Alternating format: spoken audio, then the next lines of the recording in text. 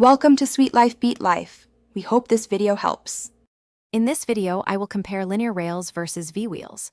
We'll dive into the fundamental differences between these two popular motion components, helping you understand their unique strengths and weaknesses. Whether you're building a three-dimensional printer, a computer numerical control machine, or any other automated system, choosing the right linear motion guide is crucial for performance and longevity. Let's explore which option might be better for your specific project. Linear rails, like those with recirculating ball bearings, provide exceptional precision and rigidity. They can maintain positional accuracy within a few micrometers, making them ideal for demanding applications. While their initial cost is typically higher, often several $100s per meter, and installation requires careful alignment, their robust construction allows them to handle heavy loads, sometimes exceeding 500 kilograms, with minimal wear over long periods, reducing maintenance needs.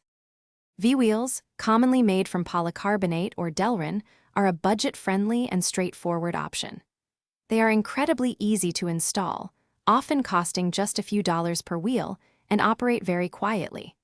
While they excel in lighter-duty applications, supporting loads typically under 50 kilograms, and can achieve high travel speeds, they are more prone to wear from dust and debris. This can lead to reduced accuracy over time and may necessitate more frequent cleaning or replacement. So, which is better?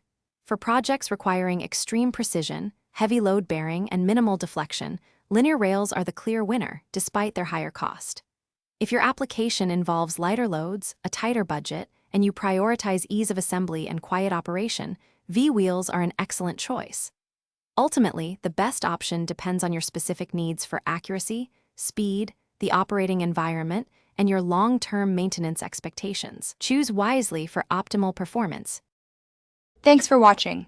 Consider subscribing if we helped you.